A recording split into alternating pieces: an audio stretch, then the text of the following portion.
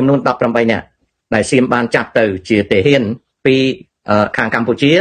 បានត្រូវដោះលែងណាបានត្រូវដោះលែងឲ្យមកកាន់ប្រទេសកម្ពុជាវិញនៅក្នុងថ្ងៃនេះក្រោយពីបានចាប់ឃុំខ្លួនអស់រយៈពេល155ថ្ងៃមករូបភាពបានចេញផ្សាយតាមទំព័រព័ត៌មានកម្ពុជាឲ្យដឹងថាទាហានដែលត្រូវបានថៃចាប់ខ្លួនដោះលែងមកវិញហើយមើលទាហាននេះតើរាជរដ្ឋាភិបាលកម្ពុជានឹងអនុវត្តយ៉ាងណាខ្ញុំអត់ដឹងទេបាទអនុវត្តរបៀបយ៉ាងណាខ្ញុំអត់ដឹងទេបើនៅក្នុងប្រទេសគេមានកងទ័ពវិន័យគឺគេត្រូវយកទាហានដែលត្រូវដោះលែងនោះទៅពិនិត្យពេទ្យគឺត្រូវពិនិត្យសុខភាពដល់ពិនិត្យសុខភាពហើយគេឲ្យជួបជុំនឹងក្រុមគ្រួសារក៏ប៉ុន្តែគេមិនឲ្យទៅផ្ទះទេនឹងចំពោះរបៀបដែលគេធ្វើការនៅក្នុងប្រទេសដែលគេមានការរៀបចំជាកងទ័ពវិន័យឆ្លើយសឹកដែលដោះលែងគេជំហានទី1គេត្រូវការឲ្យពិនិត្យសុខភាពគេចែកទាហាននោះទៅតាមជំងឺឬក៏អាការៈបើជាទាហានរបួសត្រូវដេកពេទ្យ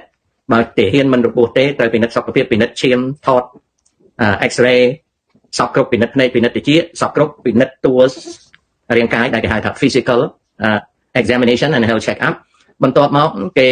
ឲ្យនៅក្នុងមណ្ឌលមួយគេឲ្យក្រុមគ្រួសារទៅជួបក្នុងទាហានម្នាក់បន្ទប់មួយទាហានម្នាក់បន្ទប់មួយមានអាហាររសជាតិមានផ្លែឈើមានទឹកល្អឲ្យជួបកូនចៅម៉ែឪគ្រួសារដែលកូនចៅម៉ែឪគ្រួសារហ្នឹងគឺ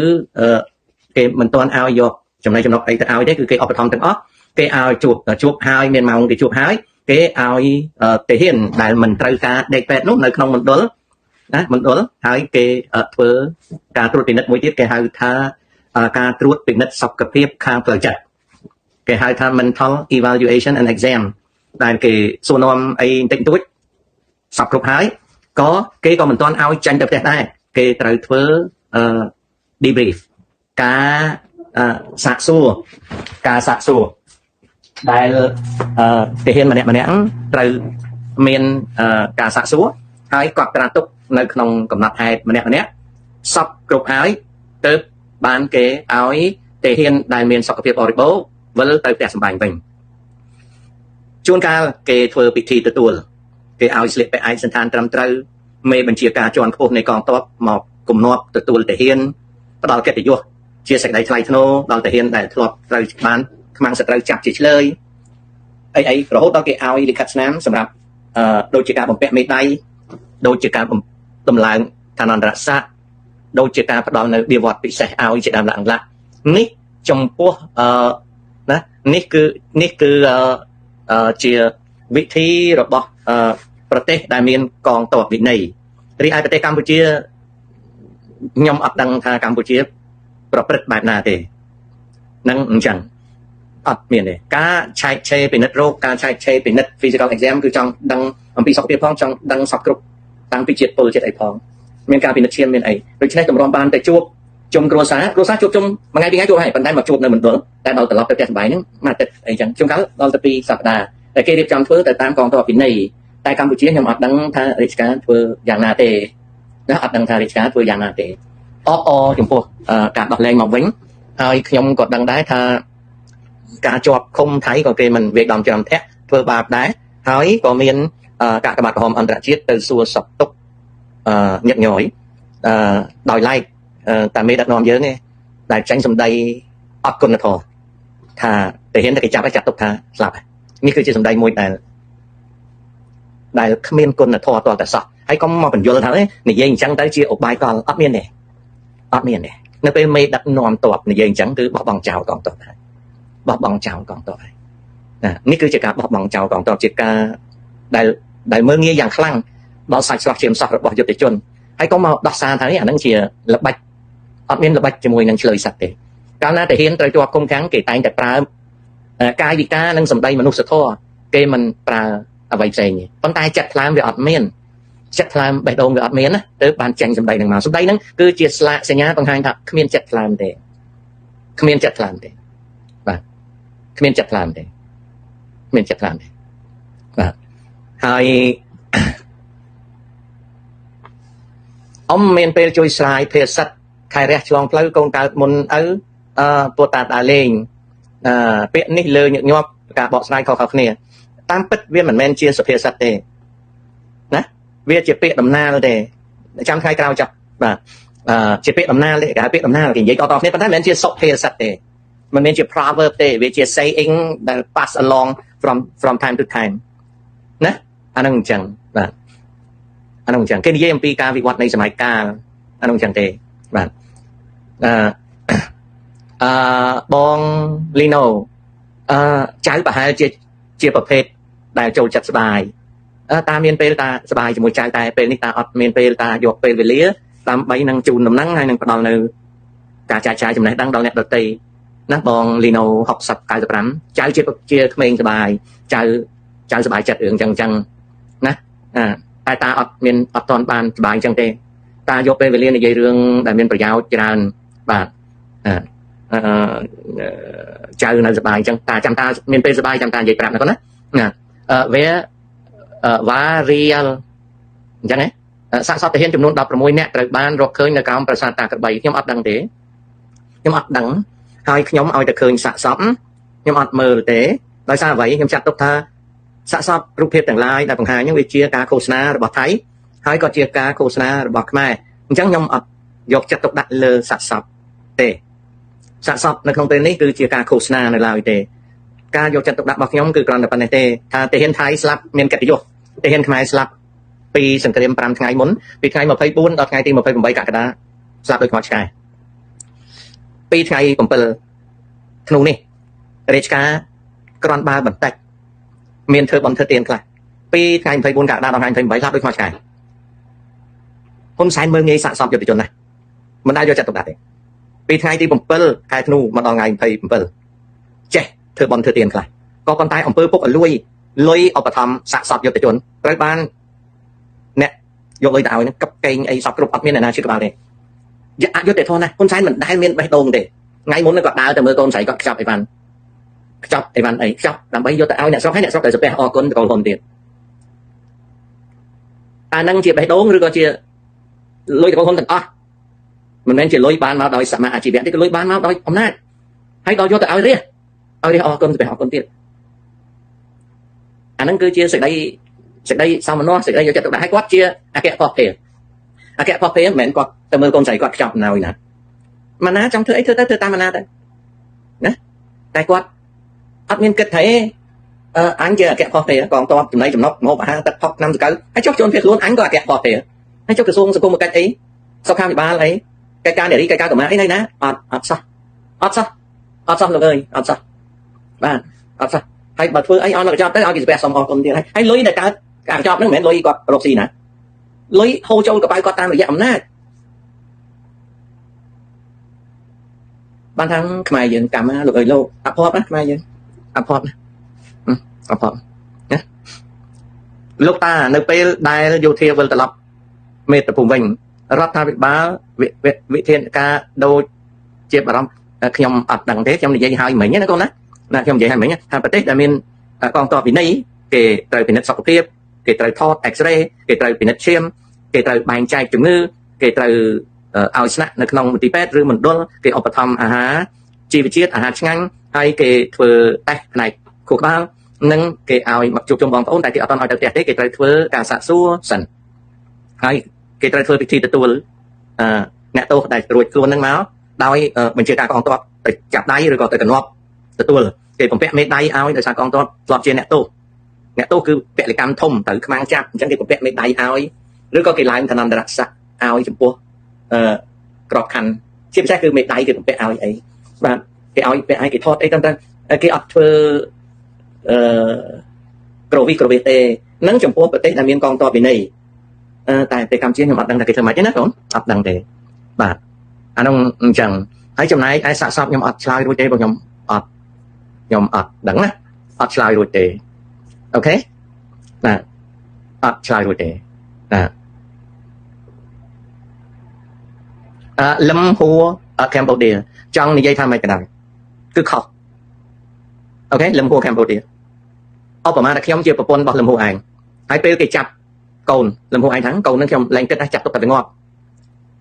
ខ្ញុំជាប្រពន្ធណាហើយបើខ្ញុំមានកូនក្បាលខ្ញុំឈប់ធ្វើប្រពន្ធលំហួរឯងហើយខ្ញុំចាក់ចាញ់ហើយ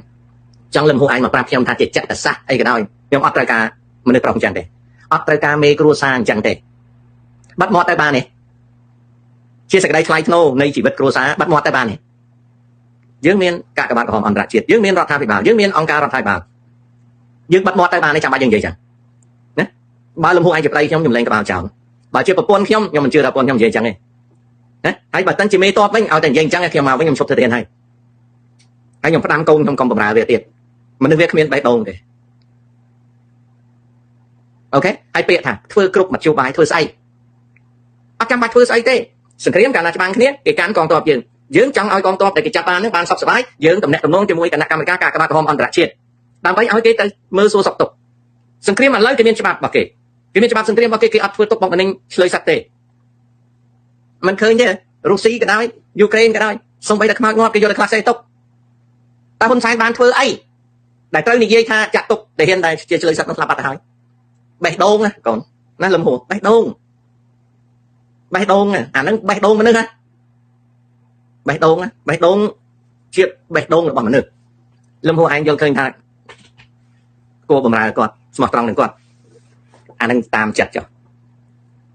ធ្វើសពគ្រប់ហើយធ្វើស្អីសពគ្រប់ហើយកិច្ចការមានតែប៉ុណ្្នឹងក្រសួងការបរទេសតាក់ទងក្រសួងការពារជាតិតាក់ទងកាកបាទក្រហមអន្តរជាតិធ្វើការប៉ុណ្ណាខ្ញុំប្រាប់ណាខ្ញុំមិនដែលដឹកនាំតបអីណារយអីទេតែ10នាក់ទេក្នុងឋានៈជាមេក្រុមតែ10នាក់8នាក់ទេប៉ុន្តែមិនដែលខ្ញុំរៀនសាលាវិន័យខ្ញុំមិនដែលនិយាយសម្ដីចឹងជាមួយទេណាហ្នឹងតែ8នាក់ផងហើយបើខ្ញុំធ្លាក់ទៅឯកសណ្ឋានហើយមេខ្ញុំនិយាយប៉ុណ្ណឹងដាក់ខ្ញុំខ្ញុំឈប់ទៅកងទ័ពហើយខ្ញុំចាត់ទុកថាហើយមិនត្រឹមតែប៉ុណ្្នឹងទេនៅក្នុងទាហានវិន័យយើងប្រឹងមេបានទៀតបើសិនជាបញ្ជាការកងអនុសេនាតូចត្រួត90នាក់ឬក៏50នាក់ណាហ៊ាននិយាយអញ្ចឹងខ្ញុំនៅក្នុងច្បាប់ទាហានវិន័យគេខួត Marshal Commander គេខួត Marshal មេបញ្ជាការហ្នឹងគេយកទៅដាក់តុលាការសឹកសម្ដីរបស់ហ៊ុនសែនខុសច្បាប់ទាហានណាប៉ុន្តែគាត់អត់ខុសទេព្រោះគាត់ដែរទៅទាហានគាត់ធ្វើតបព្រៃទៅដឹងណាខ្លួនឯងដឹងទេមេជាការមេក្រុមនិយាយមិនបានផងកាលណាក្រុមខ្ញុំមានទាហានខ្ញុំត្រូវគេចាប់ខ្ញុំរាយការណ៍ទៅអនុសេនាគេឡើងទៅលើជាការលើទទួលគាត់ទៅខ្ញុំអត់មានចាញ់ទៅនិយាយអីទេហើយបើមានមេជាការណាមួយហ៊ាននិយាយចឹងគេខួត Marshal មាននេះថាម៉េចគេបកសាក់ឡើងតុលាការណាខុសវិន័យទាហានណាកងទ័ពគេគោរពណាស់រវាងពលទាហានហើយនឹងមេបញ្ជាការគឺគេគោរពគ្នាណាស់សូម្បីតែកាន់មួកណាមើលពួកអាថៃវាកាន់មួកដៃក៏ដោយមួកអីក៏ដោយពេលវាកាន់វានិយាយគ្នាវាកាន់មួកយ៉ាងម៉េចគេបង្រៀនតាំងពីកាន់មួកឡើងទៅ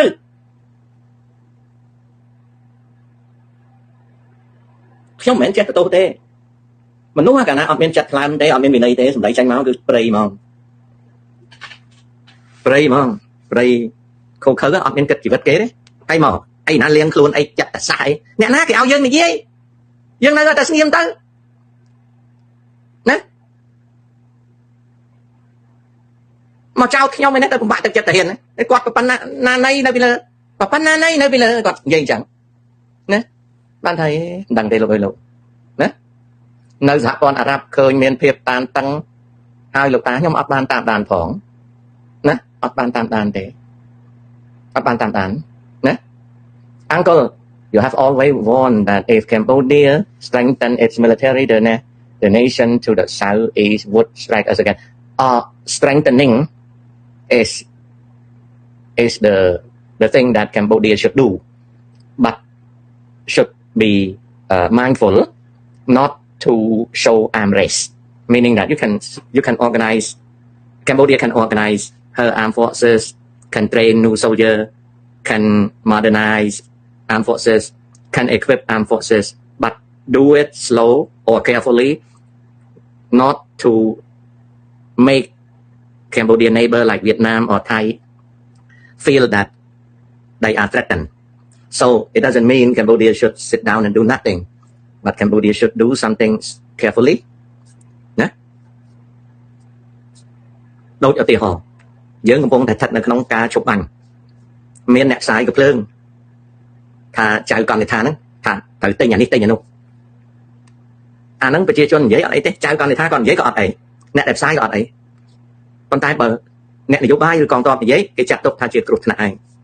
បានទេនៅក្នុង Facebook អ្នកណានិយាយថាទិញសព្វវុធយុទ្ធឧបករណ៍អីក៏អត់អីដែរព្រោះអាហ្នឹងវាជា Facebook វាជា social media ណានិយាយអីក៏បានដែរអត់ខុសទេតែបើមានជាការកងទ័ពសមាជិករដ្ឋាភិបាលនិយាយអញ្ចឹងគេចាត់ទុកថាជាគ្រោះថ្នាក់នឹងច្បាស់នេះទៀតអាហ្នឹងអញ្ចឹងអូខេនឹងឲ្យយល់អញ្ចឹងមេដឹកនាំអត់និយាយរឿងហ្នឹងទេអត់និយាយរឿងហ្នឹងទេណាយើងអាចនិយាយបានយើងប្រជាជននិយាយបានតែមេដឹកនាំអត់និយាយអញ្ចឹងទេណា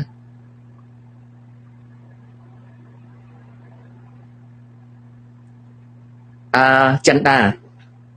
រឿងនេះខ្ញុំបានជម្រាបនៅក្នុងវីដេអូ17នាទីរបស់ខ្ញុំណាដែលខ្ញុំជឿថាលោកហ៊ុនម៉ាណែតក្តីលោកហ៊ុនសែនក្តីគាត់មិនធ្វើទេ